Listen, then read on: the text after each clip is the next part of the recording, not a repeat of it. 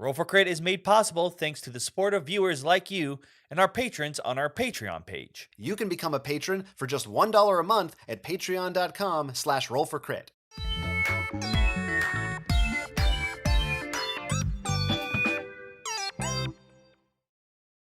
All right. Hello. Hello out there. Hello! Hello, everyone in YouTube land. And welcome to Roll for Crit for another edition of our Meeple Gallery. Mm-hmm. What do we do on these usually? Well, usually we revel in all the lovely comments you left for us and try to respond to as many as we can. Yeah. Particularly, try to leave maybe a little bit of a positive note at the end of this year. Yeah. As we're approaching quite the year indeed.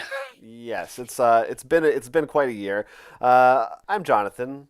I'm Will. And we're not really next to each other. I know technology makes it look like we are. I know. I raised my hand right now, but I feel like if we try to high five, it's going to ruin the illusion. Yeah, we won't mess with that. We are at least 6 feet apart in actuality. I haven't measured.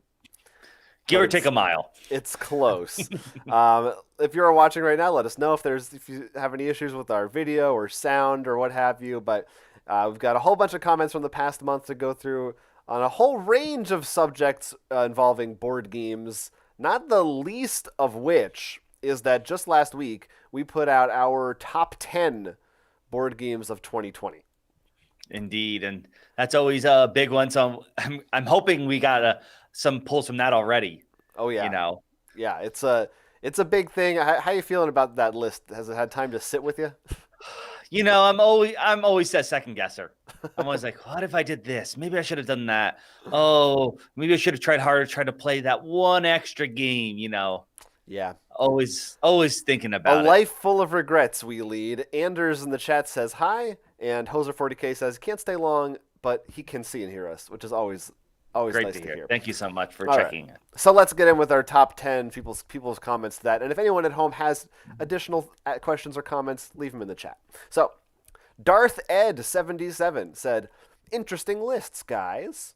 Far Away is a revelation to me, and the main takeaway that I feel I need to check out. It definitely sounds like my sort of game. I've barely played any games this year. I did play a friend's copy of Oceans back at the beginning of the year, and I was pleasantly surprised at how well it fixed the demoralizing meanness of evolution. Demoralizing meanness. So something you want in games, so that's good. Darth Ed was happy with that. I guess, by the way, spoilers, if you didn't watch our top 10 video yet, you might hear some spoilers. Yeah, I definitely agree that Far Away, in a very good sense, is like one of the, I feel like probably the most unique picks on our lists, both of them combined.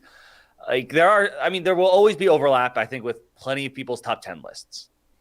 But Far Away, I feel like, is the one that's probably going to be the one everyone's like, oh, what's that? That's different. And I think it rightfully deserves so, as you said in the video. Yeah, I'm with you. Obviously, we both are. We both picked it. We like it. Luke L also said good list. Well, I assume so anyway, as I haven't played most of the games. I'm curious about Oceans after seeing it pop up on your lists. I didn't like the take that aggressiveness in Evolution, so I skipped the Kickstarter. I guess they're coming back to Kickstarter for a fantastical expansion. So another person that we're not alone in the people who sort of didn't like that in Evolution. Look, there are plenty of games when you can kick someone while they're down. The problem is Evolution was like, it pretty much made that like the best move you could possibly do. Right. It's hard not to do that. Yeah, and it was hard to come back from it. I wonder if there must be some people who prefer that, who like that aggressiveness. No, I understand it. And there are some cards in Ocean that allow you to do that. We talked about it. I think Invasive Predator, I think, was the card. It's been a while since we used it. But, you know, it's a lot easier, especially when, you know, for us, when we play a lot of new games and we get people like, hey, we want to try this new game. When you bring Evolution to the table and they're like, wow, they really feel like, why should I play these competitive games if you guys, because you've played some before, you're just going to beat me down to the ground. Yeah. Like if everyone has the same experience, I don't think it's just that bad. But when we keep shifting games, it was just, you know, it just ended up with who's going to become the prey of the table. Yeah, that's fair to say, literally. Luke continues, says, Arnak is probably my most anticipated game of the year. I'm very curious about Beyond the Sun because I love a good tech tree. I have Back to the Future, Back in Time, the Princess Bride adventure book game, Calico, Gloomhaven Draws the Line, Ohanami, Forgotten Waters, and Planet X on my shelf of shame. It's a big shelf. Yeah, some of those are on our list. Some were not, but a lot of good games mentioned. Rolando A. Valenzuela said, "Thank you, Thank you. guys." I'm so glad you always pronounce the names because God knows how bad I'd butcher it. I don't think I'm saying it right either. I just do it with confidence. Exactly. So you have to imagine what happened if I tried to say something. Said, "Thank you, good video. Now I need to research a few games. I'm surprised Holy was not mentioned. HOLI. You should check it out." Yeah, we'll check it out. Yeah, I looked it up. That wasn't on my radar, but we'll look at that. And along those lines, Andrew Roy was surprised we did not mention any of the following games: Praga, Bonfire, Tekkenu, Beyond the Sun, which was previously mentioned, or one more, Dwellings of Eldervale. And any of those? Yes, the last two sound familiar. I mean, the Egyptian one was one I looked into, and it looks really cool. And it's definitely one of those ones too where like it has an obelisk that feels like you want to be in person to play with it. You know, it's like a cool centerpiece, but it also has this really cool like web of interactions and stuff. It was definitely on my radar and fell into the really wanted to see. I think I remember. I may be thinking of a different game. The Beyond Eldervale. If it's the one I'm thinking of. There's two different. There's Beyond the Sun and Dwellings of Eldervale. Dwellings of Eldervale. That's the one I meant. Sorry. But I think that one was like a Kickstarter, if I'm remembering the one correctly, and it looked interesting. But the other ones don't come to mind. But I'm sure if I saw the box art, because I remember looking after the list of like ranking board games list to see. That's also what I did to be like, what did I miss? Mm-hmm. And so there's plenty of games I saw. I'm like, well, nope. So if I saw the picture, I might be like, oh, I do remember that. Yeah. Is Tekkenu, is that the Egyptian one you're talking about? Yeah. Sure. Yeah. I know Dwellings. I had heard good things about, but yeah, there's bound to be some that we missed. But what were the other ones at the beginning of the list again? Praga, Bonfire. Bonfire's not the single player one you have, is it? I'm gonna say no, since I don't think I have a game that goes by that name. Oh, I thought there was like I thought you got a single player game that it was part of one that Kickstarter kerfuffle where you had to pay extra for shipping and stuff. That was Unbroken or something like that. Something like that. Yeah, no, not Bonfire. Different game. But I like that you tried. Nishant Kumar in the chat. Hey, Nishant said, we play Evolution with a house rule. If you are a carnivore, then you can eat the Atama opponent before the players. So they have like an NPC. So that's interesting. That sounds like a kind of could be a cool fix. More comments here. Scott Armstrong had his pick for tabletop RPG of the year and said it was Rise of the Ice Dragons, which was on Kickstarter. It is a 5e compatible book. Gotcha. It's got ice dragons in it. So I would hope so. It's actually a trilogy. There's actually 3 in that one campaign, so maybe one to look out for. Kickstarter Radio 102.4 said they usually get two. That's right. They usually get 2 retail games per year to accompany the laundry list of yearly Kickstarters. Forgotten Waters and Far Away are the ones that they got this year, so they're happy to see them on their lists. So that's exciting. Got to go for those F games. That's right. Not failures. You need to add Fort to that trio, I think. Nico Chen said, thanks to the best year of the decade, all my games supposed to be out in 2020 got pushed to 2021. So my list of top games is very limited. But with that said, I know what their top games for 2021 will be. All the games that were supposed to come out this year instead. But they still have to say Under Falling Skies and Etherfields are 2 of the better games that they've played this year. And along those lines, Chris Dunn said, because we brought up in our video that Etherfields was one we didn't get to play, and I know you said there were some mixed comments that I was a little worried about. Well, Chris Dunn also said, don't believe the hate. Etherfields is a great game. Well, it's a great story experience with fairly light mechanics. King of Average said it best so far, another YouTuber. If you're looking for the next great game innovation, this isn't it. But if you want to interact with an amazing, expansive world, this is it. That definitely is the kind of stuff I like in my boat. I'm more than happy to just have a pleasant ride. Don't need anything new. And as of this, I was about to say recording, but does it count? I don't know. Anyways, they posted in their Kickstarter. They made a update to starting in a helper's guide, which is that's a big deal. Which means they're like, we've heard the comments, so we're gonna try and fix it. So it's a great place to start. It also means that we have more things to help us guide us, so we can have a smoother transition.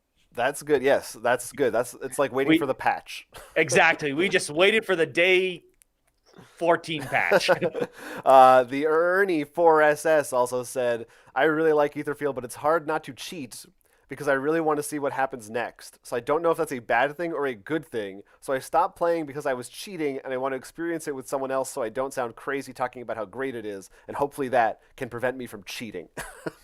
I'm not sure what he means by cheating. Is he just like looking ahead in the book? I would assume, I haven't read all the mechanics yet, so I don't know, but the equivalent might be like, when we play games like you need to roll a 5 or higher, and if you rolled a 4, we'd be like, just say we rolled a 5 so we can move on. Right. But his something more like that. Maybe that's what it is. Like, I just want to see the story rather than. Yeah, cheating the results would maybe be a better, not just literally reading the book. Like he's still making decisions and stuff, but I understand the feeling, especially when it's something like, it doesn't feel like it's going to be a momentous thing. Like it's just an NPC battle or something. You can be like, I don't really, like the one time, like I was low on health, like the next turn, you're going to heal or something weird. Right. Like this could happen in Seventh Continent. I'm sure you can think of moments of that. It's that kind of. Yeah, Tainted Grail, I think, is a. Oh yeah. We've probably cheated in that game before, or at least wanted to. Jared Hamby in the chats complimented me on my shirt. It is fantastic. Or is that a sweatshirt? It is a pullover, technically speaking, and recognized that, yes, this is a Taylor Swift shirt. It is a reference to her song "The Lakes," and I was worried it's too small a little bit, but it's all right. I kind of like it. It's been good. We're in our top style right now, Jonathan. Yeah, that's right. That's right. So yeah, shout out. Love that. And Earthfat said, I don't play any games unless they're on the critical hits list. Those are the only games that matter. So you didn't play anything until like a month ago. Yeah, they're new to the board game scene, I guess. But that's a good way to curate a list, not have to worry about too much. I also, by the way, speaking of games that didn't make our list, one game that I took off of I was going to maybe do as an honorable mention, but I was like, oh, it says 2019, so maybe I'm going to take it off, was The Crew. The Quest for Planet 9 or whatever it's called. I know. And I've seen that crop up on some other lists, I must say. So now I'm like feeling a little bit robbed. Like, wait a minute. I should have just said it because maybe, I guess in America, maybe it came out this year. No, I mean, that was the exact thing. Like, my honorable mention, the card game, technically, Digimon. The Digimon card game, had a pre-release, and from what I can tell, most people have a very good collection. That's why I decided to keep it. But it's supposed to regular release in 2021. It's those dates. And it's but this was the year when it seemed like it should have been popped. That's what I went with. Yeah. Yeah. So I think I understand where you went with the Crew 2. And plus, it's hard not to be like, well, I already have 11 games. Here's a reason for me to cut it off. That isn't because I didn't like it. It is why. But let it be known that this is a very good honorable mention and was cut off by not because of gameplay reasons. Yes, that is correct. All right. So keep letting us know what your favorite games of the year were. I think not as many people chimed in this year with their picks because they didn't get to play a lot. So I mean, at least 2. I think it was 2. Plenty of picks on mine are there that are on Jonathan's, not because he didn't like them, but because he didn't get the chance to play them. It was 2, yeah. And 2 weren't in my list just because you didn't like them as much as me. So I feel like it's not fair. I should get some games that you didn't get to play. Let's also talk about, of course, it's the holiday season. Everybody's already opened their presents, I think. Maybe there's a few left over. You never know. People might be waiting. And we had suggestions of what people might want to get. And people had their own suggestions for what they were hoping to get for the holidays. Roman commented and said, unfortunately, our video was a little too late for them before they already did their shopping a week before our video went up. They went with Stuffed Fables, Camel Up Second Edition, and Minecraft for their kids' Christmas, and Kang and Ant-Man Marvel Champions packs for themselves. I Good mean, picks. Camel Up, great game. I think we have a lot of fun with that. The Minecraft one, I think you actually tried it, but from what I saw, it actually looked very interesting. At I the think very least, great for a kids game for fans of Minecraft. I think that's a great pick. Yeah. I mean, yeah. If you have someone who's a fan of whatever the property is, that's usually it should be very worrisome if they don't like the game because that usually means then either they have very high taste for their product or they really screwed it up. Yeah. And Yeah. I have seen games that I love where they just ruin the property and you're just like, why? Yeah. Why? Yeah. Yeah. Minecraft though that's a pillar of the of the board game community now. Refresh Damon said for gamers who have lots of games, I'd definitely look more into accessories than games because you don't want to get them a game they already have or that they've played and don't like. If you already know what games they like, I think visiting Etsy or the Board Game Geek store, getting upgraded components for their favorite game is good, or fancy inserts, etc. If you don't know their choice in games, more general gifts they have found go over well include dice trays, dice towers, dice bags, fancy dice, game bags, storage boxes for decks and cards, poker chips, and others. So yeah, a lot of good suggestions there. Oh, yeah. Definitely accessories are a good way to go. Quick thing to add to that list of accessories, sleeves. Yeah. Because odds are to play a card game, it's always nice to find, especially you can find either nice quality ones because it's always like maybe you didn't buy, you just go for the basic ones, or if you can find a pattern that maybe they didn't know about. Because especially nowadays, you can find like Buffy, Cowboy Bebop. There are plenty of weird patterns out there that would fit whatever, whether it's a regular card game or maybe they play a TCG and having that personalized deck. It does feel nice when you have your your lion or cat deck and you get these, like the hang in there cats for sleeves. It matching everything up is always just perfect. Yeah, I agree. And Reverend Worm also said, speaking of accessories, can we take a minute to talk about how the wall piece with the little nooks for dice is absolutely fantastic? Even if it's just decorative, as a game enthusiast, I would adore something like that as a gift. And you can't see this right now because we're on our green screen, but we still get like one or two comments about this like a month on various videos where someone says, I love that thing on the back wall. Where do I get that? What is that? And we've talked about this before, so I don't want to spend too much time on it. But it is the one thing that I have done right, and that is left over from construction. I think they're supposed to be vents or something. I don't remember, but I saw them like those are about the size of dice. So I bought bags of random dice and put them on. Somebody out there, there's a market for this. Just if you can, like, make that from wood. I don't think it's that difficult of a pattern or to construct. If you're someone talented with woodworking, get on Etsy, sell some dice wall things.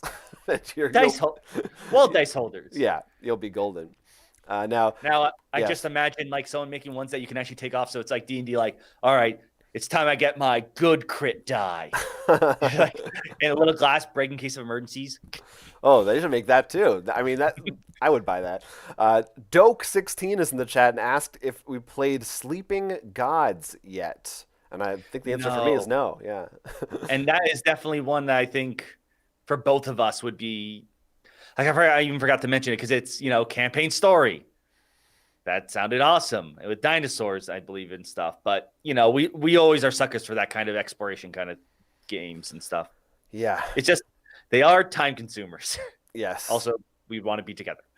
But let us know in the chat if anyone else has played Sleeping Gods, and let us know what you think.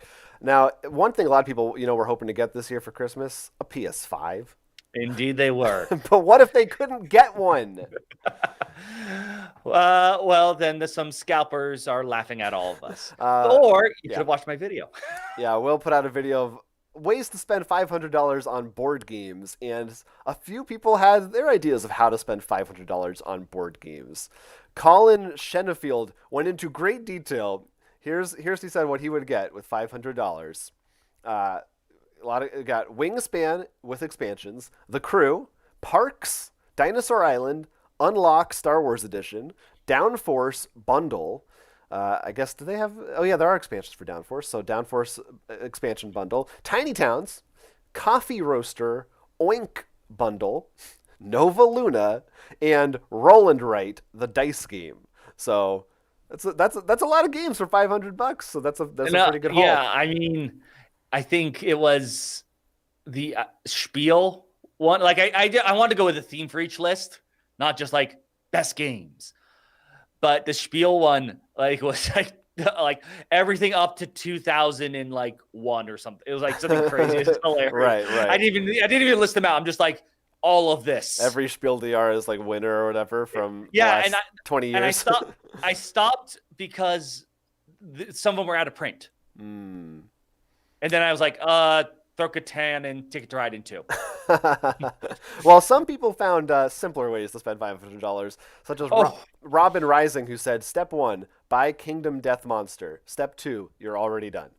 Yeah. I mean, the PlayStation one is 4 games because they're big, heavy miniature games. And Akihito007 said, just hunt down all the Arkham Horror LCG expansion scenarios you can. It's just a shame FFG is so dang slow with reprints. I was going to do that, but unfortunately, because there's so many that are either in or out of print, I was like, that technically counts as out of stock right now, so I can't do that. But the core and the what's it called? Return to set I was going to use, but I actually cut that segment. I had a difficult game segment. I'm pretty sure I cut it. Can't remember now. There's so much. I had like more lists. And I was like, this video's long enough. Well, that explains. I think I didn't save this comment. I think it was Ernie or somebody said, I can't believe Will did this video and didn't mention any Lovecraft games. They were going to go and I was going to make one like for Demon Souls. Mm-hmm. Dark Souls. No, right? Demon Souls is the new one. Oh, because of the PS5. PS5, yeah. Right.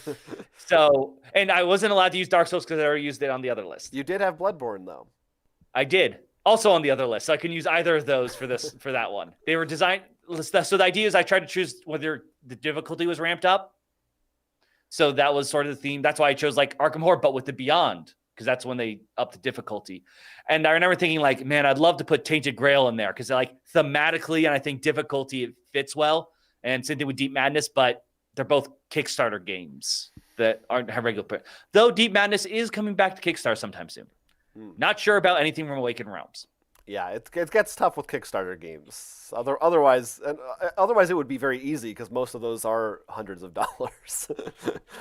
Oh yeah. So that's how you spend $500. Go check out that video if you want more ideas. if you still have, if maybe you're getting potentially a stimulus sometime soon. You know what, no, Jonathan? Next video, you have to do how to spend $600. Just one up you. Yeah. Bamboozled Great Crowd in the chat said, maybe all these Smash Up games plus expansions come to $500. You maybe would know about that. I don't know. I didn't calculate that one. Really? Huh. One to try. Also, sometimes there's things you don't want to know the answer to. Oh, and EarthFat said, just got $600. Make a guide how I should spend that. Just whatever one of the things in that video and just add like part of another list, right? Just combine two, I think. The PlayStation list, I think with the exception of the Dark Souls game, every one of those is $100. So you just do another list plus one PlayStation game. Yeah, there you go. Yeah, that's right. Yeah, you were too late, EarthFat. It's a time continuum thing. All right, now let's switch gears. So there's some news stories, of course, from the past month. One of the biggest ones was that Fantasy Flight Games will no longer be overseeing their miniatures titles, including X-Wing and Armada and Legion of the Star Wars brands. They're going to, what's it called? Atomic something. Yeah. Atomic. You all know Atomic. People had thoughts. Darth Ed77 is back, said, I'm really sad to see Asmodee's gradual dismantling of Fantasy Flight. Besides RPGs and miniatures, they also stopped making their sleeves, my preferred sleeves. I love Star Wars, and they were the premier board game company when I was first getting into the hobby, so I have a lot of residual love for the studio. There's a rumor going around, their words, not mine, that Asmodee is doing this because Christian Peterson, as the founder, gets a percentage of Fantasy Flight's sales. So by moving half of Fantasy Flight to another studio, they don't have to pay him as much in royalties. Wow, if that's true. um, Certainly, they're doing it as we think for business and monetary reasons. That could be. I mean, I haven't heard that anywhere else. I'm not endorsing that, but you know. I mean, the sleeve one I feel like makes more sense, especially when they have other games. And one of the reasons Fantasy Flight sleeves are great because you can be like, I need the yellow and the green sleeves. They like to tell you the size. So, I mean, I would like for them to do that with the Asmodee sleeves, the Game Genic stuff. Yeah, but the miniatures definitely, like, nothing against the company that they gave it to, but that one feels a bit more. Yeah, you know. Yeah, it's a little weird. It is tough with sleeves because I feel like if you like commit to a brand of sleeves, you really want that consistency. Oh God, yes. And if like then, I'm pretty sure this happened with you at least. Like you can even tell whether you have newer or older Blue Ultra Pros. Yeah, and I don't know 100%. I've been thinking about that if they've slightly changed the shade or if it's just the older ones have like darkened over the years. I do know that I can't remember. I think it was Ultra Pro. It could have been something else. I remember like they had like a little like the Ultra Pro's the little silver logo. It could have been that or something else that it moved. Yeah, because I remember that was like what things happen. Meanwhile, Vincent Graham commented he thinks that Christian Peterson is getting ready to buy back Fantasy Flight. So, we're gonna get another Plaid hat. Yeah. I've seen a few people think that maybe will happen, but in spite of this is the situation as it stands. And Cam B26 says their hope would be that Fantasy Flight makes a Star Wars co-op LCG or board game, or even an expansion to Outer Rim that includes Mandalorian stuff. He said, "I'm not a miniatures guy, even though I own X-Wing and Legion. I wanted to try them out and just thought they were boring if I didn't have more than the core set and terrain. They realized there's more strategy involved, but didn't want to spend the money to make it interesting. Hoping that they support Marvel Champions, Lord of the Rings, and Star Wars board games, things that aren't miniatures." I know this technically falls under miniature, but I feel like the Mandalorian would fit very well in Armada. Yeah, that's right. Yeah. I was like, Armada's the Descent Star Wars. Oh no, right? You're thinking of Imperial Assault. Imperial Assault. Wow. Yeah. Armada's maybe a little too big. Letter A just was just like, that's what I'm looking for. My apologies. No, because I feel like sort of that storyline of like making decisions with meeting the characters, something. I think that it seemed to work well. I mean, Outer Rim. It's about bounty hunters. That's a no-brainer. How are they not working on that? Roman also said they were they. Sorry, I'm just my brain's having a disconnection issue right now trying to read this. Says they also love Outer Rim and Imperial Assault. And Fantasy Flight, they say, abandoned those seemingly at this time, and they hope that by losing these miniatures games, maybe they'll resurrect those or look more at their board game content. I think that would be the silver lining. That would certainly be nice. I also see Doke16 in the chat said, bring back Netrunner. Of course, unfortunately, I think that's out of their hands. I tell Wizards to bring back Netrunner. And they can bring back Android. Yeah, that's true. And Doke also asked, what's your opinion on how board game shops are doing after this year? I don't know that I have I haven't gone to any, truly. So, obviously a lot have closed. I haven't seen it firsthand, but yeah, obviously it's a hugely disappointing and sad that they're struggling. I have gone to the one that's near us for Magic card stuff, and I mean they're there, and I've seen other people in there, so it's not like it's a ghost town. I do know that they're like heating broke, of course, this month, which wasn't great. And it's once again, it's just hard to like. I remember, I think actually, today I saw a thread on Board Game Reddit, the subreddit, where people were talking about how like their stores are getting a bit more like aggressive with like trying to like if you want to pre-order this, you have to pre-order for like they want you to come back to your store because they can't do Magic tournaments for that or The something. GameStop method. I guess like it's just one of those things where I mean we'll see what happens. We talk about for us Gen Con things like that, but you have to remember like for Magic like in any TCG those large tournaments are almost like I feel like any card game that fails is because they don't have a huge playing scene. Yeah, no, I mean, I'm, You know, I see, I still kind of, not really, I casually keep up with what's going on in the world of Keyforge, and that's certainly one that's, not having a place to play with people is really hurts the game, because yeah. that's what it's And all about. I did an online tournament, and it is fun. You can do it, but like I remember talking to a guy. He's like, "Yeah, I went in. He had his deck shuffled and ready, and like, let's go." I'm like, "No, no, no, no, no, no. You need to shuffle it while I see, like, or flicker the camera and stuff. There's just so much that can go on. And of course, there's nothing that beats being at the same table with people. Yeah. Arrowverse in the chat asks, since I updated my Marvel Legendary rankings, will you be updating your DC deck building game rankings? How many have come out since you've done that? I don't.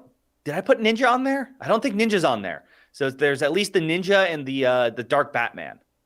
But what about you gonna count Rebirth? Throw that in there too. Was Rebirth on there? I don't know. I'll have to double check. But if it's not, I will throw it in there because it is different. But I think it's close enough. It's in the family. It's like an estranged cousin. Yeah, but certainly they don't go as hard with those as Marvel does with Legendary. That's a little harder to keep up with. Yeah, but they also go like spread into way other things. Like you've seen my box of stuff. I have hockey, Rick and Morty. Yeah, we'll Street count Fighter. those next time. Add those into the list. Oh boy.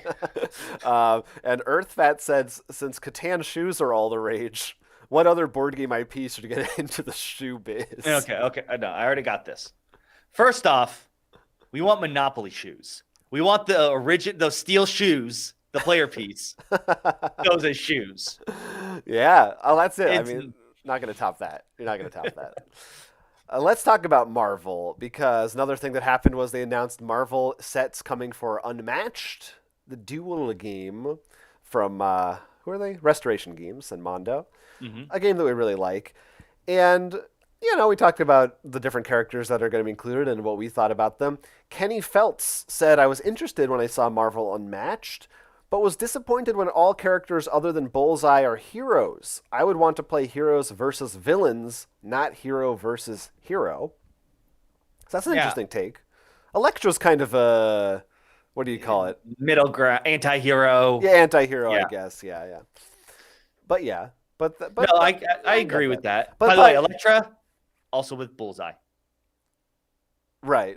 That's true. It's not spread. But I guess you could always, you could have those heroes face off against Medusa, right? Right, and probably have. I assume a Gorgon has appeared somewhere in Marvel Comics. It's all happened before, yeah. But no, I understand and agree with that. I remember even like when we were talking to Buffy, like before we knew everyone in it.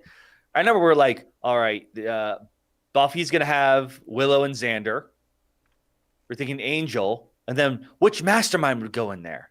Remember, we just assumed you do like a 50-50 split. Well, they kind of did. They kind of did do that, right? But just only with the first two seasons, right? And also, and I'm sure you'd argue both Spike and does he become Angelus or is he just Angel? It's Angelus. It is. Oh no, wait. Oh no, you're right. It is Angel. He can become Angelus, I think, as one of his right. moves. But it's not like the same thing of having actual, Right. I mean, the bottom line is those characters are just. But they are popular. The core characters are more popular than any of the. There's a reason that the ones that people like became cast members. There's a reason Spike is the one that stuck around because people actually liked him. Right, but I feel like with Marvel's case, though, I think the villains have a lot more who stay villains usually. Maybe they become sort of nice, but. Yeah. I think a Doctor Doom or Venom would have been cool. Kingpin?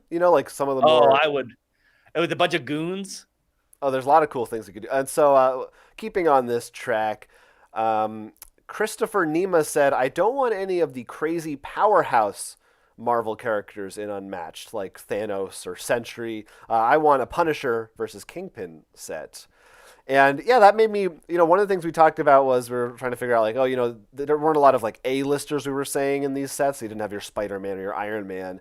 And I think part of that maybe was the consideration of they wanted it to still seem like these characters could fight Sherlock Holmes and it wouldn't be so ridiculous because they would just like punch them and they would die. Yeah, I mean, Right. it's what like no, I mean, I brought this up. I think I brought it up on here, but when it comes to heroes that like comic book superheroes, when you live long enough for a bunch of them, it's at this point, Spider-Man has technically, punched enough to survive a skyscraper or something, or reacted at beyond light speed. Their feats are just so crazy. It's nicer to have the more grounded characters.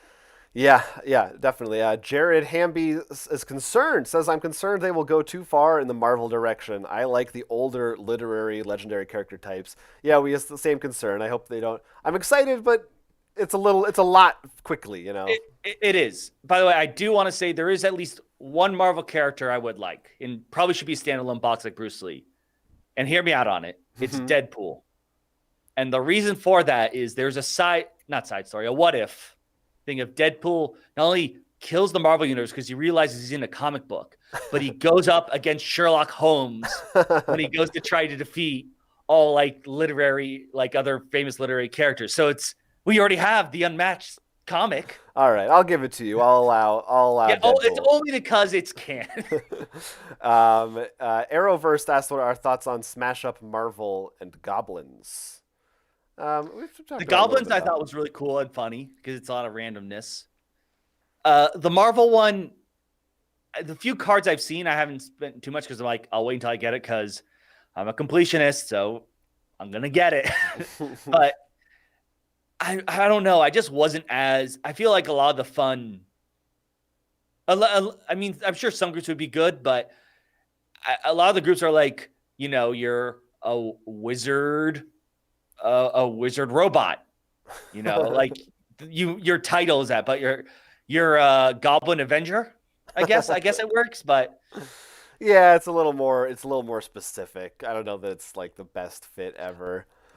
But we'll see. And then Bamboozled asked, what's our take on all the Funko-verse stuff? We played a little bit of the Funko-verse strategy game that exists, and I actually, from the demo we played, which was a year ago now, year and a half, I thought it was actually surprisingly solid, well-developed mechanics. The figures could be mixed easily, so if someone liked one character over another property-wise, and not only that, like the items too and stuff. So I think if you're a fan of the Funko Pop figures, I assume we're talking about the Funko Pop figures games, not Funko games like the Godzilla one. Yeah, Funko-verse. That's the okay. That's the Just strategy. making sure if I heard it correctly. Yes. I thought it was a solid pick in the perfect kind of game that you would see in a more mass market retail. Yeah, the only reason I'm not like that into it is because I just don't like the aesthetic at all. And also, it is a little like I feel like the Unmatched, their approach to some of the more public domain and even the licenses they've got, like Jurassic Park and Buffy, I mean, they appeal more to me than Golden Girls and Rick and Morty. I mean, nothing against the Funko-verse, but the art in Unmatched it's hard to it is unmatched. Yeah. But also even if you like Golden, I mean, I got nothing against the Golden Girls, but they don't make sense. I don't want to fight Batman as the Golden Girls. Whereas a raptor fighting Buffy, like, that's fun. That's cool. I can see that happening a little bit. I don't know. Currently, I think Betty White's doing pretty good right now. Maybe she is. We also asked, about maybe what if Unmatched got Star Wars back? What would you like to see? Nick Helfrich said wants Boba Fett to get a solo box. That would be their pick for a solo hero. And then they said for a 4-pack, Luke, Obi-Wan, Darth Maul, and Darth Vader. Or those could be 2 packs of a light side and a dark side sort of a thing. Or light versus dark. So 1 in each. I think if they get Star Wars, the big pack has to be Force users, I feel. You gotta have Han in there, though. Right. No, well, I think Han would be a separate. They'd be like Han versus... What's a good... I'm trying to think. I don't think Jabba the Hutt would be the best. I guess but Boba Fett, because I mean, yeah, that like that idea. I think that would be a nice 2-player one, or part of the 2-player line, yeah. because I feel like all the Force users just together, just bashing heads makes sense to me, and because that's like here's the big lightsaber box, and I think honestly I probably would prefer the 2 packs of the. You know who should be the single? Jar Jar Binks. Oh yeah, now we're talking. I want Yaddle in there. I want a Yoda Yaddle duo. Okay, so that's pretty fun. Let's talk about chess. Let's talk about chess. Now we actually talked about the Queen's Gambit a few weeks ago and how it relates to our take on chess, and on our podcast for Patreon that just came out today too. We also talked more about. I've actually played a little bit of chess since then. You might say Jonathan's now a grandmaster himself. I think I am kind of a grandmaster, and some people had comments on that chess video, and people are commenting about the Unmatched stuff right now. I will get back to those. Don't worry. We'll get back to the Unmatched. We'll take a little detour into chess land right now. Ajan Malari said, I played chess more when I was younger and even won in a tournament, but continue to play every now and then. It's more fun when you're actually battling. The part where you and your opponent are taking each other's pieces because you worked it out and the outcome will favor you. Between classic games like chess and Mahjong, for instance, I think you both will enjoy Mahjong more because it's faster paced and you can get multiple games in a shorter time. He wants us to learn Mahjong. I mean, I tried. There's a lot more to it, like with the names and symbols. Just I think that, which is more of that, like when you say chess, like here's the knight. I can picture what a knight is. Versus when you have a hand in Mahjong, I'm like, wait, what is that? East wind? A little it's just trickier. more of that. I just didn't grow up on those references or terms or stories or that they're based off of. So, but I tried very hard in that game. I didn't try at all. So, maybe I'll give it a shot. John Brody said, I have been a low-end chess player since I was single digits. Like most chess players, I quickly realized the game is only fun when you're playing an evenly matched opponent. Because of this, I branched out into chess variants. Anything that adds a layer of chaos to chess really gets my attention. I hope this recent fad due to the show will result in a resurgence of interest and development in chess variants and add-ons. And he lists some of the ones that he's collected, like Nightmare Chess, For the Crown, Onitama. That's a good standalone board game. Rogue Chess, Proteus.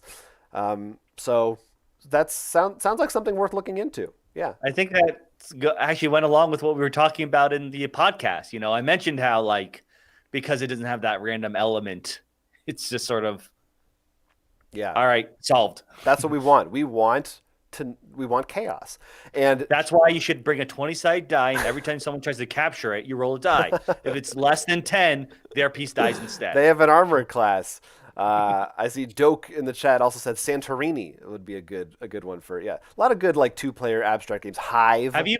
Hive is a Did great I play one. Santorini with you? I think I played it with someone else briefly. Okay. But very briefly. It's a brief game. And then Justin Swain said, I'm a tournament player. Just over 1,600 ELO Class B. Nice. I can tell you that you don't really need to memorize all sorts of maneuvers to get to tournament level. In fact, the best way to improve is to do tactics puzzles. Find the sequence of moves that mates your opponent. Best thing is those puzzles are much more fun than studying openings in a book. Once you get around my level, it starts to benefit you more and more to do the kind of intense studying you're talking about, though. They also said... Yeah. Yep. Yeah. No, yeah. You're right. They also said that, by the way, they loved the show Queen's Gambit. Said, until now, never really believed you could film a show about chess that would appeal to non-chess players, but are glad to be wrong. A lot of it has to do with the way the director shot it. Instead of focusing on pieces, the camera focuses more on faces, conveying emotions of the players. Something a little unrealistic is when she is playing those big tournaments, the time controls are really slow. 2 hours for each player to do all their moves, but they have them banging out a move every 5 seconds. But I can forgive that because who in their right mind wants to watch a person with their head in their hands staring at a board for 10 minutes? I think Jonathan can relate to that comment. very well Are with you playing just with are you me. talking about our game nights? That's what happens at our game nights. But pretty cool to hear from someone who actually is well versed in the world of chess and that they also liked the show a lot. No, the puzzles definitely like any digital games. I feel like whenever they have those solve this in 5 turns or can you defeat this without taking damage, I always love those things because it's usually like if it's anything like a card game, it's not just play the strongest cards. You're now playing with a specific setup and you're trying to do things, efficiently, or there's like sometimes there's multiple ways to do it. Yeah. So that's and I can make it makes sense that you do enough of those, you start to recognize like, all right, I know that the rook usually can do this or something. You get more used to it. Like you don't have to think hard about it. It becomes more, I guess. Yeah, a I can't think reflex, of an the instinct. reflex. That's the word I was looking for. Yeah, let's look for some chess puzzles. Let's stream some chess puzzles later. All right, let's head back to the chat now. We were talking about Unmatched and Star Wars, and people had some thoughts. Arrowverse asked what Unmatched is. It's a two-player, primarily head-to-head card/board game where with all kinds of different characters, and you duke it out and play different cards with abilities and fight. And you should check it out. We like it. EarthFat said Jar Jar Binks versus Raptors is what they want to see. Nishant said Babu Frick should get a single. I want to see Babu Frick get his own standalone pack. You're gonna have to remind me who that is, Jonathan. You don't remember Babu Frick? Why, he's the darling of the Rise of Skywalker, little baby. So he's the one who owns him. Wait, what? I thought he was the one who owns not Luke, Anakin. I was guessing. Oh, wait. Oh, Watto? Sorry. See, I don't remember all the names. No, from episode 9, Babu Frick, the little guy who went, ah! I don't remember what he did. Right. He was the guy, the thing that people like. He was the one thing people decided they had to like about that movie. Anyway, Bamboozled wants to see more expansions to the Funko Godzilla game. So there's some Funko. You were talking about Funko Godzilla. I have it. I want to play it, but I'm sure I remember thinking like, there's no way it's gonna make the top 10. Probably would. I just have such a sinking bad feeling when it comes to Godzilla games. No one's ever been like, this Godzilla game is the best, right. Video or board. Even though I do really love the old GameCube, I think it was. That was probably one of the best adaptation I've had in a while. Yeah, check that one out if you're looking for some fun. And Ernie said that for Unmatched, Harrison Ford likeness would cost too much. They'd probably get the young Han. Can we pass then? Maybe. I have a feeling. I think at this point they own the rightnesses, the rightnesses to their likes. They own the rights to those likenesses forever, and they can do whatever they want with them long after they're dead. All right, another Unmatched idea. Yeah. Young Indiana Jones versus regular Indiana Jones versus Indiana Jones from number 4 versus the newest Indiana Jones that he's going to be in. So we just get young, old, older. Can we get Shia LaBeouf in there somehow too? Oh, he's got to be one of number 4's assistant, like his little mini. Do you think Chip. Do you think he's going to be in 5? Think he'll be in it? Probably not. What was the last thing he was in? He had a great movie last year called Honey Boy that he wrote and starred in. And then previously, the most recent thing he's been is like a bunch of lawsuits. But at any rate, Jared wants to see an Unmatched Minotaur. That would be great. I'd love to see more Greek-inspired stuff. Doak says Funko Inspector Gadget. Yeah, that would fit well there. And Ernie wants something versus Blade Runner. Oh, versus for the Harrison Ford set. You just all Harrison Ford. Actually, yeah, that's Indiana Jones versus Han Solo versus I forgot what his name in Blade Runner was. Deckard. Thank you. And I guess that's 3. Marvel's 3, so yeah. All right. Is there a good 4th? I mean, and from The Fugitive, I don't know. So, no, it's actually Harrison Ford is the 4th. Just Harrison. The actor. Ford. More suggestions. I'm seeing RoboCop, Blade, a lot of good ideas. One other game that we played was Ohanami. Hmm. which was one of your honorable mentions, or so to speak, from our top 10 lists, which is a Pandasaurus. I guess it's a draft. Is it yeah, it's a drafting game. Yeah, 2-player. Well, it could Yeah, go it's a more draft. players too. You can go more than two. It's a And drafting game. you're trying to get match patterns and colors and numbers and things. And GTHD Maiden wanted to know, how would you compare Ohanami to Arboretum, a different Mm, card game? both of them are very solid and I enjoy. And I very much like my misspelled copy. Surprising about between the two of them that that's the one that got a misspelling. Ohanami seems harder to spell. I think, oh God, I if I had to choose, I think I like. Part of me likes Arboretum better because I like all the different trees and patterns and stuff. But I think Ohanami's a little bit better in the sense that because there's really only four patterns versus like the bunch of different trees, there's much less you have to worry about. I feel like you have to deal with more of what you get dealt when Arboretum was a lot more like, all right, how can I make sure Jonathan doesn't get this cherry tree because he's collecting cherry trees? There's much more, I think, planning around your opponent. When I feel Ohanami, I feel like was more planning around your, like really trying to plan around your stuff. I mean, both of them do it, and both of them are, at least for me, very fun at it. It's just I feel, I guess, one's a little bit more focused on you versus the other. I guess. I mean, Yeah, that's you still fair. can look at your opponent in Ohanami and be like, oh, if I take this, they don't want any of these. Right. That'll happen. But I feel like when in Arboretum, it's less like you don't want any of these. It's more like I can't let you have this. Both I kind of guess. similar in their the way that you put out the Also, cards and there's, stuff. like I said, there's also a bunch of different trees. There's more trees you deal with, so there's a bit more randomness of being like, I just cannot find that oak tree I need. You know, Right. I think that I think Arboretum for me wins a little bit yeah. just on the theme. They're both pretty abstract, but I like the pretty trees better than I The like the part, garden. yeah, no, the art on that is definitely very pretty. I think it pops more with the tree colors. Mm. But I do think, and because, like I said, Indiana, I think maybe wow, Ohanami. Hanami is like a little bit simpler, like just a bit, so it's a little bit easier to make decisions. Like you mostly care about the numbers, like the Yeah. colors matter. But I feel like you're really doing color matching in all these weird patterns in Arboretum, which is good because that extra complexity also might be what you might want to play more. Maybe this will But be a board overall, game battle in the future. oh God, no. Can we just put it up against the game? That's an easy decision for me. That's hard to say for me, honestly. I haven't played either of them. I think enough to really be like one's better than the other. But they're both. I think they're both pretty comparable. They're both Well, good. I think we can, at the very least, say that we'd be willing to play both of them more to find that out. It's not we're done. We know this, at least one of them. Yeah. That's usually a bad sign, at least for me. Being like, I'm good.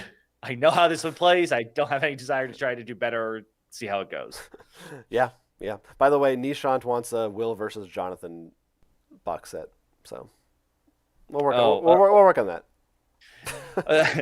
now you may not want that because all my cards are all going to be about like when you play this card, everyone must wait 10 minutes. It's all analysis paralysis.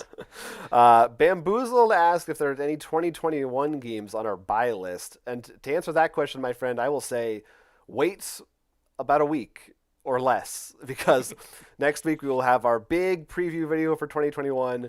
Be talking about a lot of games coming out next year. Off the top of my head, I honestly can't think of any that I'm like, oh, that's a must buy. Like obviously stuff like Frosthaven is supposed to come out, but I don't have anything right at the top of my head that I'm really anticipating. I'm still recovering from 2020 before I start to play more. Mostly in the general, like just what do I need to get done now? Also, it might be like I already backed it, and it's like I wasn't thinking about it because I already paid it for it, so I'm not thinking about buying it. Right, but stay tuned. We'll have more to say about that soon. EarthFat said Cubitos, which was that AEG? Was that one of their new ones for 2021? They had some fun ones. Was that the one that I think I remember us talking about that one. We did in a news video, but he said only after it received its critical hits stamp. So Of course. Let's talk about a couple of games that you reviewed by yourself. Oh, okay. So here are some comments that I can't answer. Under Falling Skies. Um, I guess it sounds like you were not as enthusiastic about the some of the aspects of the campaign in this Hmm. solo I don't know if I want to answer these title. now for you. Well, they're not. I mean, I don't think you're going to spoil anything. It's fine. Forrest Dunton said, "Don't get the campaign hate."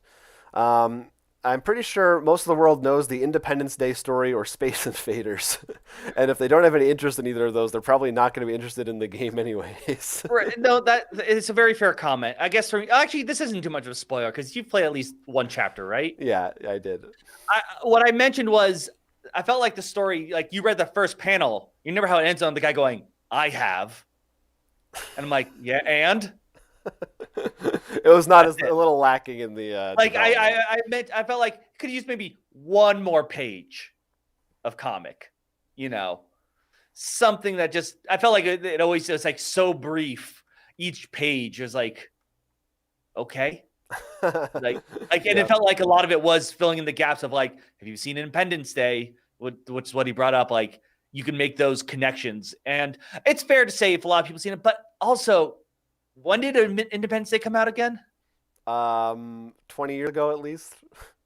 I feel like 25 probably. yeah, I feel like if you with the exception of some things, like even some Star Wars references from the old movie at this point, like some lines like "I am your father," people have been able to survive through that, but there's probably something things in there you're like, you probably should make sure because some people maybe have not seen it. I remember I was still shocked when we first went to go see The Force Awakens and with some people, and they're like, "Yeah, we didn't see the original trilogy."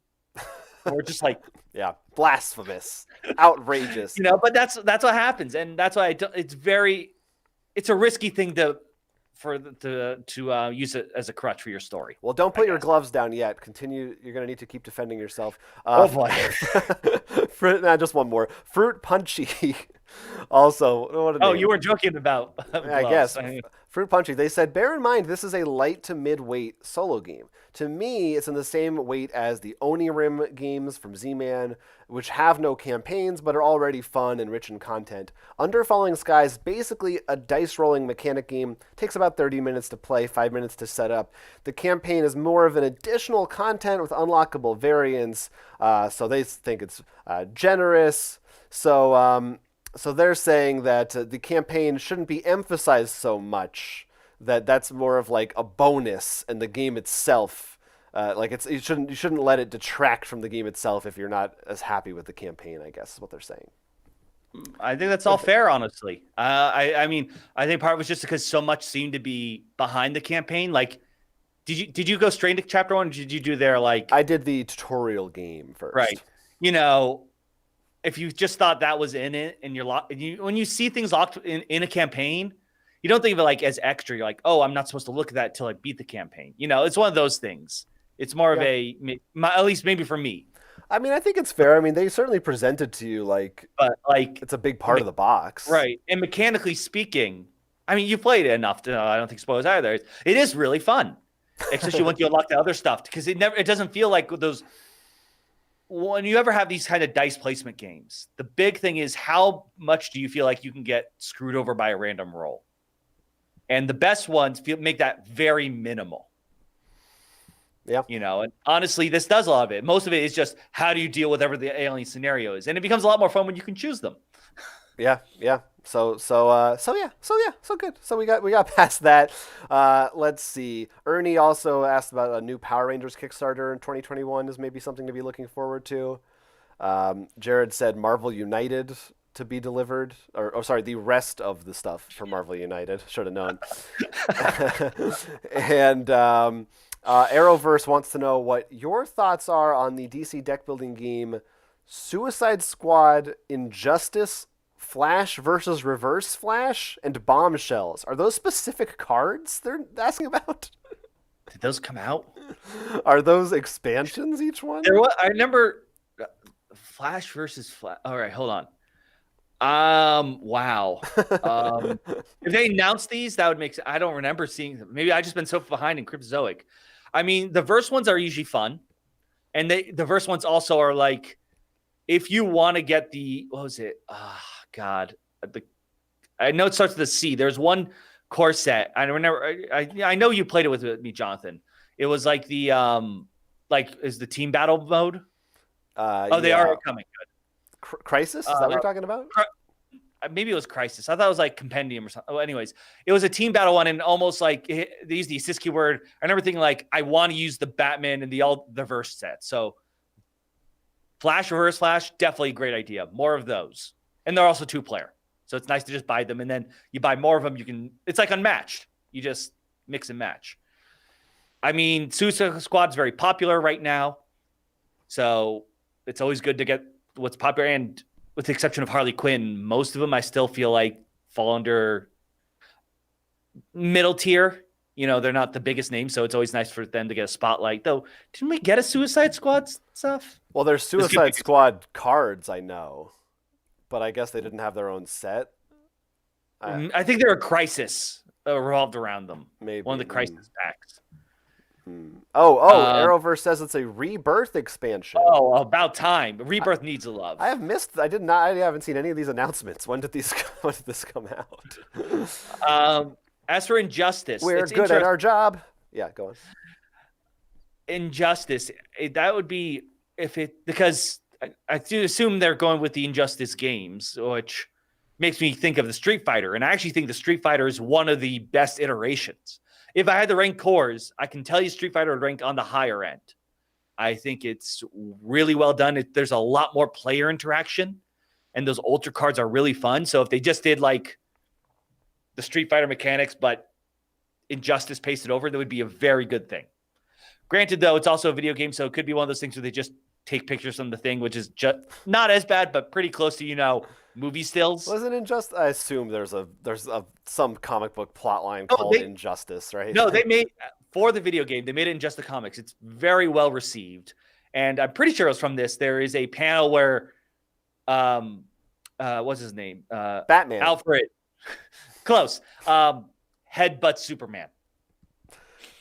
And then does his brain explode? Like, wouldn't that just be like slamming your head into a brick wall? I think they like took a pill that gives temporary superpowers or something. It's also a comic where I think Nightwing slipped on a rock and died from cracking his neck. Like the most saddest death, like for a superhero. So to sum up, based on those titles, we're looking forward to trying them.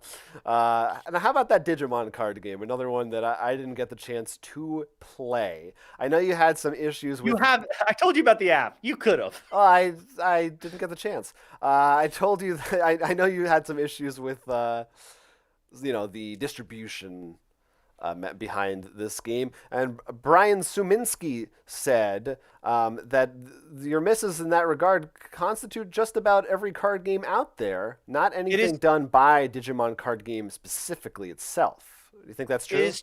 It is true in some sense, but I really did feel there's a lot more promos than I've seen. Like, at least mechanically unique promos.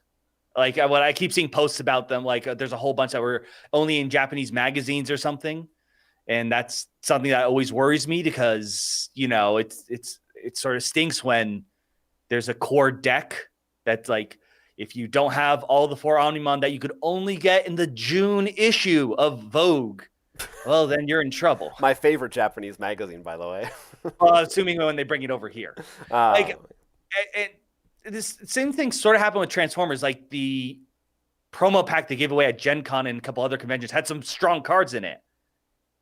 If you didn't get it, 4 copies of them, at least for the deck cards, not for the big cards. That's always something I'm worried about. Magic's starting to go there, which is very scary and why I don't like it. I don't want to have to feel like I need to be on like Black Friday anytime a card set comes out. Yeah, I'm with you. I mean, obviously, I'm with you. I know that you're also talking about the theme itself, and that maybe this wouldn't draw people in if they aren't Digimon people. It's you see so many card games come and go. Yeah, Brian Hernandez says, I think not recognizing the IP is not much of a big issue. Most TCG players play the game for the game, and IP and card art is secondary. Not to mention that Digimon really have a great aesthetic feel. Its art really makes it a good TCG motif. Like, I mean, I said it's one of the, I think, most beautiful arts and pieces. Like, they didn't copy and paste things. But, I love the look of Digimon. But every time I see them online, it's usually like, lol, Digimon's just taping guns to Pokemon kind of thing. I'm used to them not being the Pokemon taking most of the spotlight. I'm not gonna lie to you, I don't really love the style of Digimon personally. And there you go. so there's your answer to that. And Chris Thorne had a comment also said, "I'm going on record right now. It's on record, folks, that Bandai will be the reason this game fails and not the game itself. They have already proven to be incompetent still when it comes to releasing this game during a pandemic with its early release. All this did was create confusion, at least of all for our own top 10 lists, and cut off a lot of people from actually getting the product." And they go on, but I'm laughing now because first of all, a good chunk of any card games could be blamed on, like, sometimes the games, but definitely the company does not help it. But yeah, that's probably even a better thing to go with the promos, because I don't know how to get them. Are they going to be in game stores? Am I going to do this? Like, it is very confusing. It turns out, like, there was a contest. If you saw their website, I now have bookmarked their website to double check on things. Like, there's actually a thing you can get, like a special playmat and sleeves, which is cool. And going through the tournament, like, I had to sign up with a site that only had Dragon Ball Z stuff, like to get a DBZ code. I can't remember the exact things. Like, there were some hoops to get through. I feel that I'm not used to. Maybe it's just because I have not done any tournament scenes in a while. Like, but I remember for Magic, it was you walk into the card store, like, do you have a code? I don't know. We'll help you get one. Like, the store owners know everything you need to do. They'll walk you through it all. And maybe it's because it's in a pandemic right now, which is absolutely a fair argument against it. yeah, it's not really the best year to release anything. you know, but we're getting more information. I remember they actually released this, like, I'm still confused about, like, this promo booster box 1.5 thing. And I remember messaging someone being like, what is this? And how much it costs. And at first I saw some people saying, oh, it should be around $20. And for me, I'm like, that's fantastic. It comes with some packs and some promos. That seems reasonable. I think someone put a site where there's pre-orders and it's $94. So I don't know. Once again, well, it's also the thing was, like, because the pre-order, I'm like, is this $94 because it's like they're trying to get you before it's actually released in January and that's actually going to be $20? Is this supposed to be something rare that you can only get in card stores? I don't know. Bandai, get your act together. We're also not a Digimon channel. I bet there are people who actually run those. No, you don't want my advice from me. I have learned, because I think I mentioned the podcast. If I did not mention the podcast, I mention it now. I was in a Digimon tournament, did not do well. My brother came home. I gave him one of the starter decks to mess around with and played against him with another starter deck and the tournament deck I made. And I barely won. I am bad at this game. I love it, and I want to play more of it. I'm bad at it. This is why you really want me to play it, is so you can have someone you can beat. No, I want you to play it once just to hear your comment. I already have one of our friends who plays it. I just want her to play with me. That's all I need. You did talk about it in the podcast, so if anyone wants to hear the full story, check out our Patreon page. Now, you want to talk about Aliens for a little while? Oh, let's go. Let's go. 2 Aliens games actually were reviewed in the past month. And we're going to start off by talking about Aliens Bug Hunt from Upper Deck, which, of course, both these games are based on the Aliens movie. In this one, you are moving around a facility of tiles, and the aliens are dice that you're rolling to attack them. Brian Wells said, I always have such a great time with this game. Love how each player gets their own rule book for their role. Makes it a group learning experience rather than one person explaining every rule of the game. And they said Vasquez is the best, and their favorite quote is, they mostly come out at night. Mostly. We asked people what their favorite quotes were. Now, this is an aspect we actually did not touch on in our review because we did not really use those rule books. We used I made an actual how to play video for the game based on a more complete rule book. But in the actual, when you buy the game itself, there are 4 little books. Each person is supposed to have a role, and each person, like, I'm the guy who tells you how attacking works. I'm the guy who tells you how setup works, and you kind of learn together. So we didn't try it, so I can't comment on how successful that method is. I think it's interesting. I do wish they also had a regular rule book in there to complement that. And I feel like I can foresee, especially like if it's your first time playing and you have a group of 4, that's awesome and go for it, and that'll be a great experience probably. But what if one person played it twice, one person played it more recently, 2 people, or then one person never played it at all, and you only have 3? Then it's like, well, wait, I kind of remember this part, but not this part. Which book should you have? How do I look this up? I don't know which book that's in. I feel like there's potential for negative consequences there. Well, I don't know. What do you think about that idea in general? Definitely can only work with a cooperative game. Let's start with that. How do I attack? I'm not telling you. I guess that's kind of what Betrayal at House on the Hill does, right? Sort of, but different. It's different. I will say, especially coming from our perspective, because 8 to 9 times out of 10, you or I have to explain the game. So to have some of that work taken off our shoulders a little bit is a very nice proposition. That said, I know, at least for me, it'd be particular. Like, for example, for attacking, if I forget to read one thing, in general, the full rule book, but I was the one in charge of attacking, and someone else like, oh, I didn't know that because you didn't tell me, I would feel even worse. Well, you'd have less to focus on, so maybe that would help. I don't know. Maybe, yeah. I think it's a good idea, and there isn't too much in that game that I feel like it's not some keyword soup of a game where it's very easy to like overlook something, or because it's like, please see Defender Pack for how this keyword works. Right. Keyword soup, by the way, best served cold, delicious with some pepper on top. Yeah, I mean, I applaud them for trying something new, because if there's any area board games should be evolving in and changing, I think rule books is a big one. That's where you come in, Jonathan. That's where I come in. Check them out. Now, continuing on with Bug Hunt and more general thoughts, AGEMO, AGEMO, all caps, don't know, said, I bought the game right away and I already have many runs. I find your review pretty good and on point. Well, I wait, is he saying that we're going to be the first to die?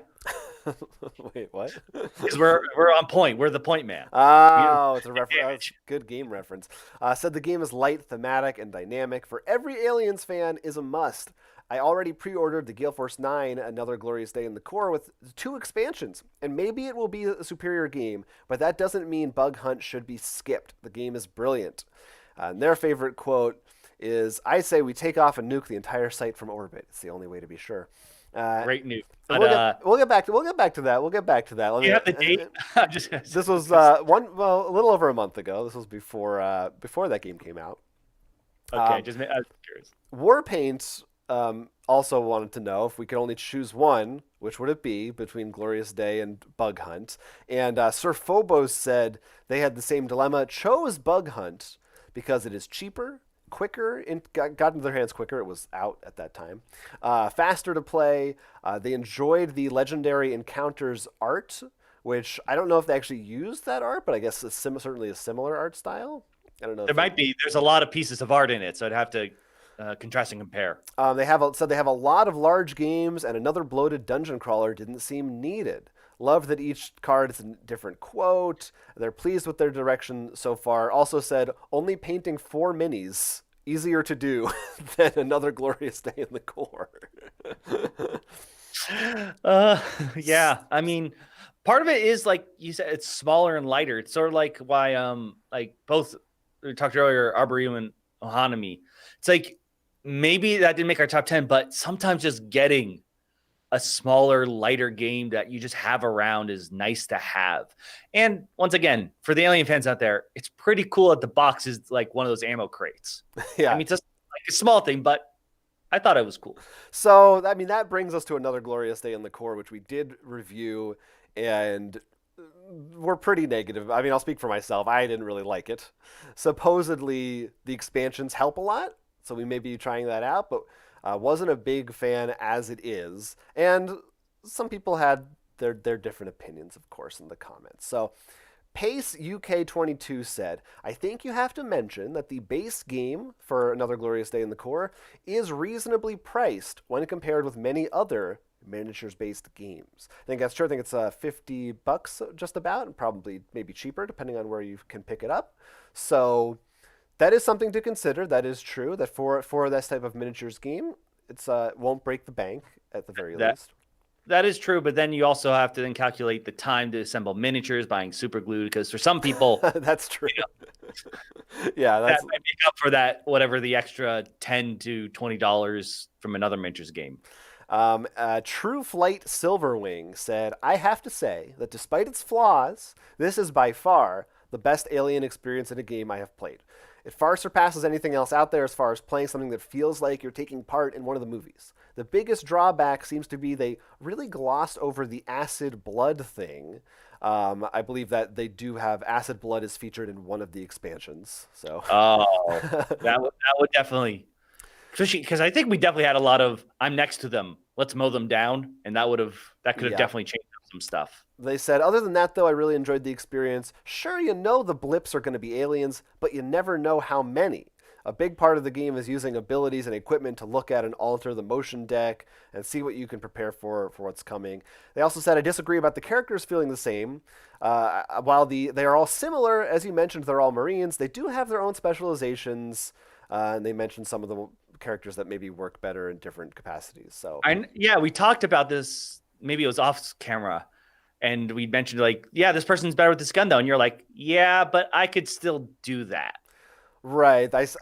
People certainly specialize, but I never felt like one person, and maybe this is, A plus, like sometimes yeah, you don't want to have like, well, our cleric's dead, so right. like sometimes then it becomes, then you get into the things like if you don't make it to chapter 3 with character A and B, you can't Right. win. So it's a give and take, but I think ultimately the fact that I didn't find the gameplay engaging either way just like made that worse for me. I would also fight back against sure, you don't know how many aliens are going to be there. Well, I know it's going to be there one, two, or three, right?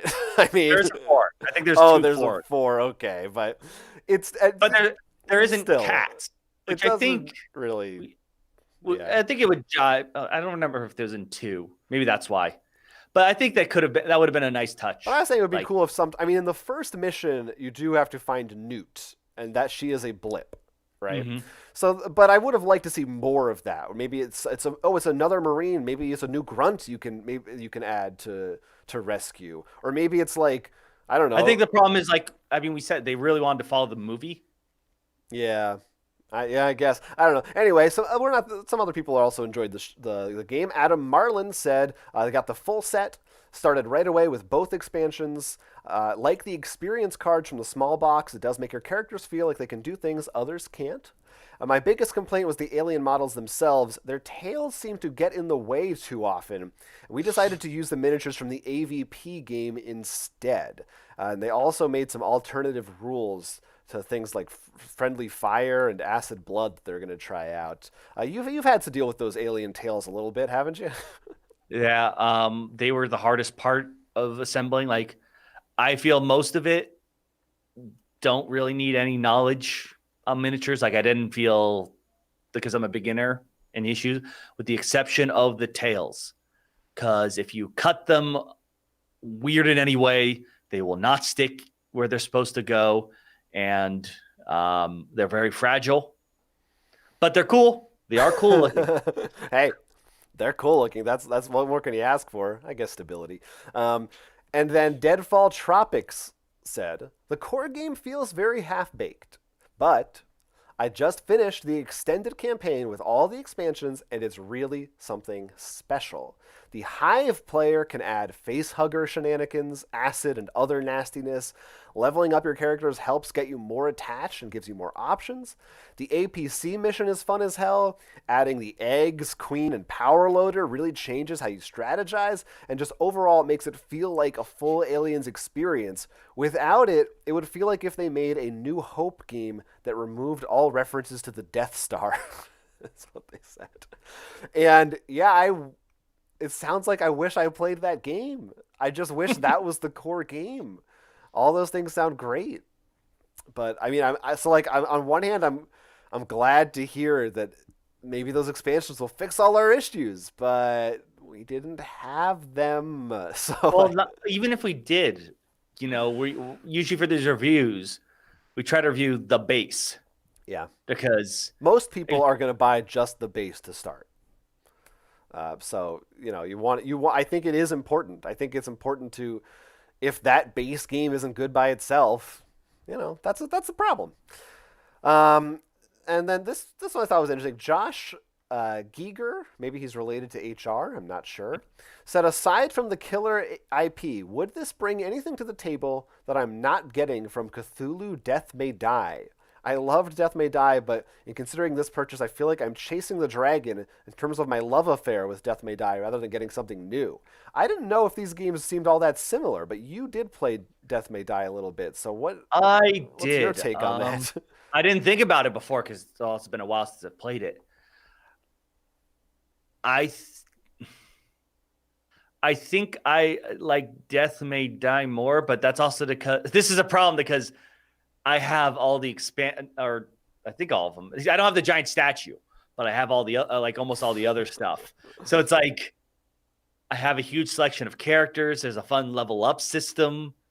I wasn't as hot when I first played it, but I think that I'm putting that more towards the solo experience rather than I think playing with other people would be a lot more fun.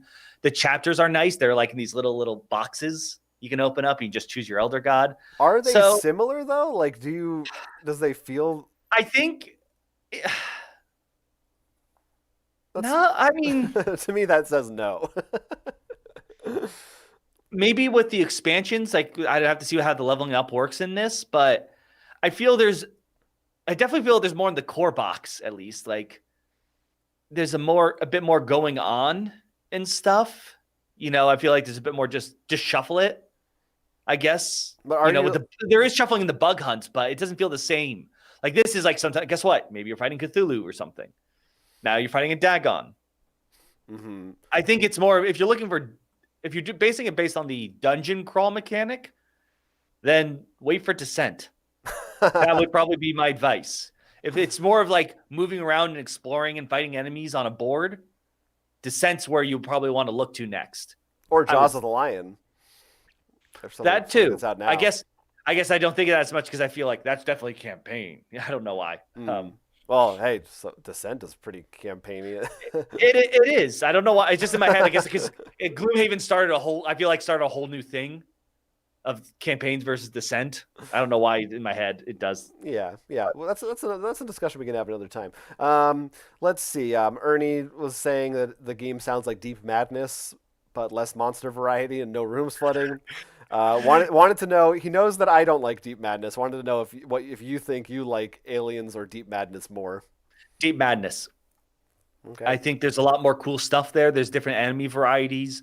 The breathing mechanic is really cool with dealing with the underwater, and partially because maybe I haven't seen the movie because there isn't one yet, but the story's a bit more interesting, though it is. I'm pretty sure it does seem a lot like there isn't one. You said there isn't one yet, like they are making one. You could. Yeah, at this point, you never know. Look, after 2020, anything can happen. It's all fair game. This actually might be a historical game that's telling us what's going to happen in 2021. Yeah, it could be. But I feel at the very least, and if you're a fan of miniatures, like you're not assembling, but there's a lot more variety. So if you want to paint different things and try them out, and it is like a challenging game, but I still think it's on multiple successful Kickstarters. So, it's not like a failure. I don't think mechanically it's just we had a lot of luck based, and you could house rule those pretty easily. So to sum up, maybe Yeah. I would say Aliens bored us without the expansion. Like we were like, okay, when Deep Madness, I feel like has a lot more to chew on. Got It it. may be difficult, but that's probably for the best. Yeah, yeah. I kind of yeah, yeah. I feel you. They're yes. They both have flaws and positive aspects, in my opinion. That's my balanced response to that. Now, Ernie also wants you to next review Shadows of Brimstone or Marvel Crisis Protocol and put all those minis together, and that's what he wants to see you do after your No, experience with no, Aliens. no more. He's a Oh, miniatures pro. used to have Shadows of Brimstone. I gave it away. Oh man. Oh Yeah, I gave man. it to my friend, who is a big. He just started miniatures, so I'm like, he's getting into miniatures. I remember I even gave him Lobotomy. I think we talked about that game. Oh, To paint. I thought you were saying you gave one of your minis a lobotomy because you accidentally cut their head off. Oops. No, no, I gave that to him because for first start painting, it was like, look, here's a big box full of minis of a game that we weren't really hot on. So go nuts and messing them up. Right, I'm right. like, he loves westerns, he loves samurai, Shadow of Brimstone and Shadow of Brimstone, I think Fortress has both. This is it, this is for him. And like, you can still have access to it. That's the important thing. Yes, he'll then teach us how to play it. Right. Ernie also, by the way, who's in the chat right now, said you need glue, clippers, and an X-Acto knife. They said that X-Acto knife is the key to getting a nice edge to glue. I have all of those. That was one of the reasons I think it was a little bit easier for me because I have my Gundam model kit stuff. But the tails, the only thing with the tails was, Jonathan, was their end was not a flat thing that or like thing you clicked in with like the other pieces.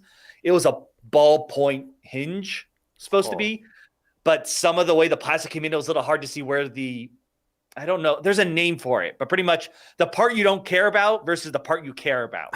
Like Got it. Huh. Yeah, So yeah, that's that's that's why rough. like the tails were really the only major problem I had with the models. Hmm. Like other than that, like I mean, you probably can get away with other stuff if you don't have the nice clippers or something around or X-Acto blade around. But I don't think building the other stuff like none of the humans had an issue. You know, you have good glue, you'll probably get it done. All right, so that's enough aliens. I see. Ernie also said Event Horizon movie to look for. If it's like Deep Madness, but in space. If you want a Deep Madness movie, and Lewis said, "Hey, from Saskatchewan, Canada. What's up, Hey, hope Lewis? it's not too cold there.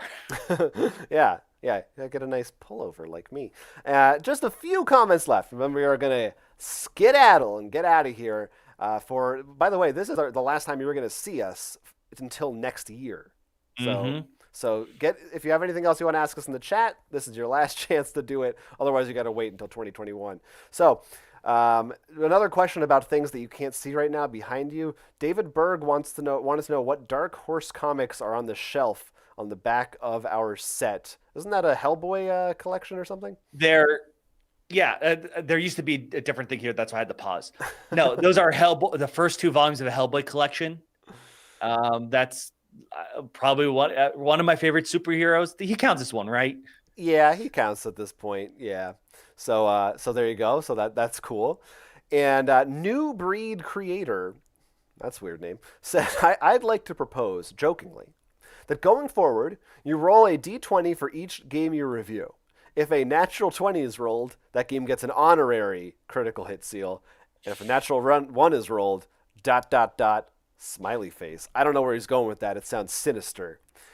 We throw it in the trash. It gets the emoji, which is the worst thing we could possibly award a game. But we need to incorporate more die rolls into our. We're always brainstorming ways to incorporate d20s. Now I just imagine like we found this game to be really boring. You know, Monopoly has all these things that are not fun, but it rolled a 20, so it's the best game of the year. That's how we do it. I mean, honestly, when I do, and it was disadvantaged. when I make my top 10 every year, I just roll a d10 10 times. I'm like till I get new results. Yep, that's number 1. All right, let's see. And Ryan Middleton commented on, 2020, hard year. We all know it was a hard year. It's Said, supposed to be the double crit. yes, it was supposed to be the double crit. He says, it was the year of double crits. It's just that 2020 rolled double crits against us. It was the GM's double crit. They double critted against us. Very sad. Well, you know what? We need a better GM because usually when a GM does it, they'll still like balance it to make sure not everything's miserable. Okay. This person was just like, well, the enemy critted, so guess what? yeah, we need a better one. A couple more chat questions before we go. Arrowverse asked, what is the best hostage negotiator expansion? Hard to qualify that one because I'm going to say now you can't include the career one. Right? I mean, and then I guess It's not technically, but there's also Crime Wave, which is standalone. If you're asking like, which abductor pack, I wish some of them I haven't even tried yet. I need to get back to that career campaign and stream more of it. But I did really enjoy. There's one that I think they're called the Seaver family, which it's like a brother and a sister, and they come with a little map. I streamed that one. Yeah. That one was cool. That was cool. So that was a more like unique kind of a novel take. I can't say that that's my personal favorite, but it's one that I liked. It stands out. That's sometimes a good thing. Yeah, Earthfat wants to know where we do our online board game shopping. Yeah, we're not sponsored by anybody. I'll let you know. I do a lot of it mainly through Miniature Market. That's what I've been doing lately, is Miniature Market, and occasionally I also like to feed the evil hand of Amazon. So for online shopping, that's usually what I do. For board games, I will actually usually compare Amazon like cool stuff and Miniature Market. For card games, I usually go to TCG Player. If I'm not sure and know that the card like game store near me doesn't have it, mostly because that usually comes from other game stores and it actually compares all their prices. So that makes things a lot simpler to get that single you need or even boxes and stuff. Yeah, good tips. Good tips. Jared wants to know how we'll be ringing in the new year. I think not with that much enthusiasm. Yeah, we're gonna be with. I mean, I think we're both gonna be with small, contained, safe family gatherings. Jackbox. Yeah, probably gonna be playing Jackbox with some people. That's it. My brother is here, so we'll have a beer together. Oh, that's nice. A beer. You gotta have champagne though at midnight. I forgot to buy some, so it's tradition. Yeah, it's not the same when we're all together. And if I buy that, then my brother's gonna try to open it with a sword. Yeah, that's always bad too. Ajan is here, says really late to this. Yes, you are, but we read one of your comments, so you better watch back through the whole thing and see the rest of it. But thanks for popping in late. And one more comment I wanted to read that just came in earlier today that I just really liked from our top 10 video. Scott Murray said, "That guy on the left sounds so familiar, but I don't know why." And I couldn't tell you which one of us he means, because does he mean our left or his left? Where does he know him from? Did we go to high school together? I don't know. Oh, I think he's well versed in that and the very rare audio disc you released of you singing. I think that is where he knows you from. It's extremely rare. No one who has it has lived to tell the tale. Mostly because Jonathan makes sure of that. Could be. Maybe you've heard me from some other strange projects that are out there. More chats. Ernie wants to know do we ever figure out why we got demonetized for that Arkham horror stream? I know it got fixed. Do we actually get a reason though? I don't think they gave us a reason. Yeah, I don't remember a reason. I think they thought it had like some kind of harmful content, but I don't know exactly what it was. Look, I understand I am terrifying to children, but I think I'm not that bad. But you can rest easy knowing now that we got our full amount that we deserved for that Arkham Horror stream. And that's it. So we hopefully, thanks everybody for watching. Hopefully your 2020 wasn't so bad, relatively speaking, and hopefully if you get $600 soon, you'll know how to spend it from that video. And if you were watching this in the future, of course, you can comment on anything that we've remarked on thus far. Let us know how you're spending the new year. And I'm happy to finish it and be done. Yeah, and in particular for us too. These last few months were definitely a bit. I don't know why they just were a lot more like to do and running around and so many fun things to do that are hard to do on camera. So we're nice to be able to get a little bit of a breather, but we're not like just disappearing. There will be more videos coming, as you said, Jonathan. Keep in touch for our most excited previews of 2021. Yes, that is coming very, very soon. We are in a little bit of a, all the publishers are always trying to push their big games, of course, for holiday season. So I feel like we're kind of in the storm has died down a little bit now. So you may see some more like easygoing, fun stuff from us next month, like streams and things like that. We'll see how it goes, but stay tuned. Let us know what you'd like to see or anything else on your minds. And this is Roll for Crit, everybody. And of course, before we go, we're going to thank our patrons and everybody else, and you'll see all that. But my name is Jonathan. I'm Will. Oh, you're on that side of me. And I got it wrong all night long. Thanks. This has been Roll for Crit. Bye. See ya.